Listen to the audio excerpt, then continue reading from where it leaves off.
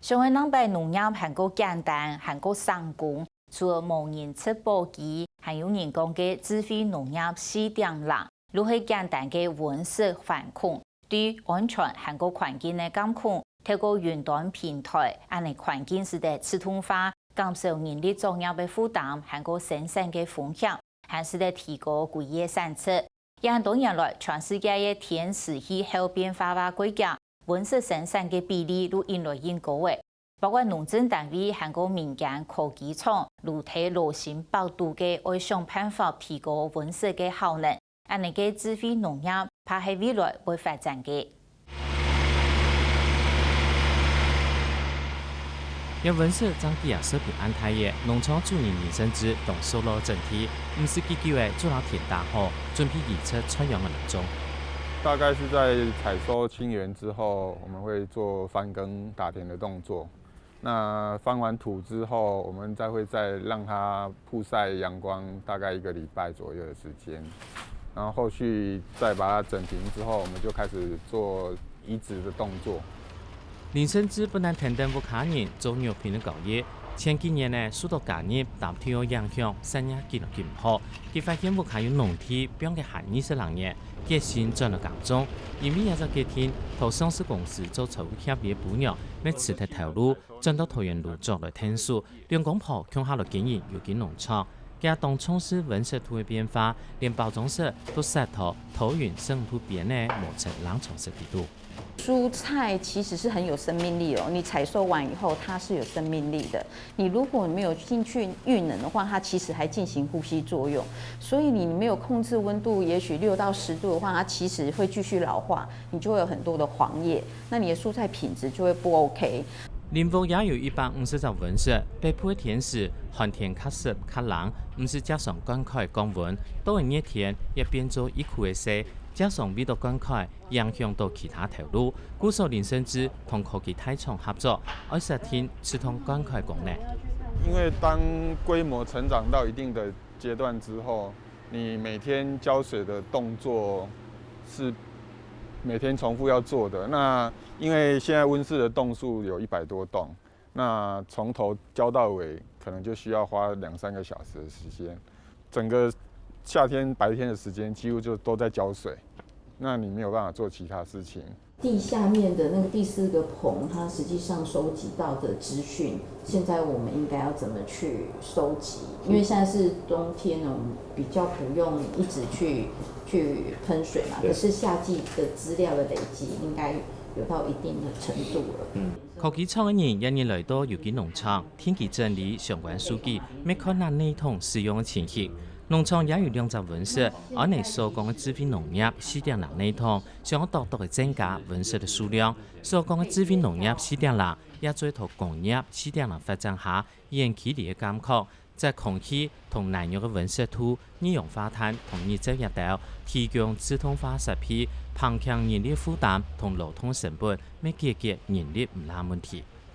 那它主要的原理就是我们一般讲感测，然后传输到应用。那农业上的感测就是这个相关的一些感测器，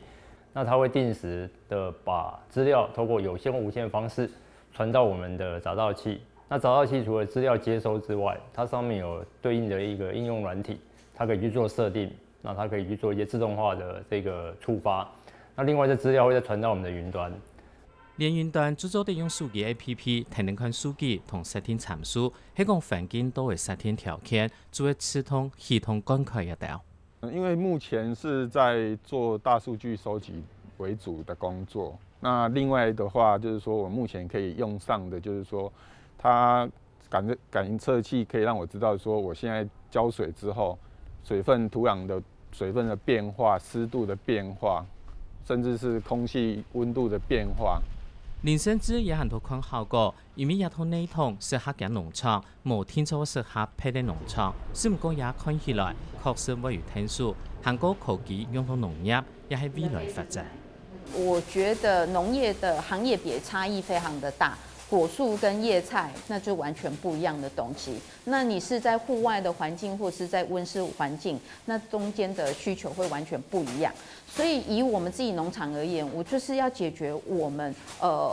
的需求，就是一直降温这件事情。当然，我们希望尽量可以做到一个标准化的系统，但是不同作物之间可能还会有一些客制化的部分。那我们也会再提供一些另外的界面哦，那或者说让其他的这个厂商哦，大家可以一起来把这个整个解决方案做得更完整。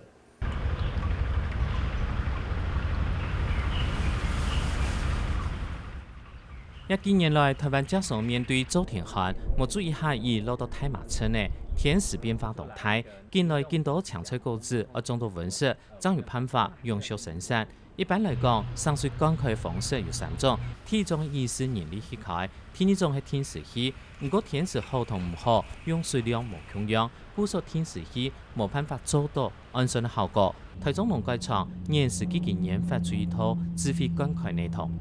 我们开发了适时灌溉驱动装置，那它可以在晴天足量灌溉，但是在阴雨天能够自动的减量灌溉，所以它已经符合就是随环境改变来智慧灌溉的一个目的。按智慧灌溉系統，再有對應的監測裝置，佢將做得設定條件，比如講溫度幾度以上，佢做自動排放或者灌溉降溫。台中農改場要大拍講，要做到一條有條件的限制。这个限制条件就是它的投资成本会比较高，那但是它带来的效益是我们的管理会更简便、更轻松，能够达到远距、远端遥控行动农业的层次。之后我们的系统里面可以针对不同的时节、不同的作物，那去设定这个对应的参数，让它未来希望可以达到这个接近完全自动化的部分。那把这个人力可以做在更有效的其他工作。香港環境感應到對應的溫室土，作為自動灌溉、自動排放，人力做得行係有效安排，按科技來聽數降低種農嘅條件，未來農業也行卡有好發展。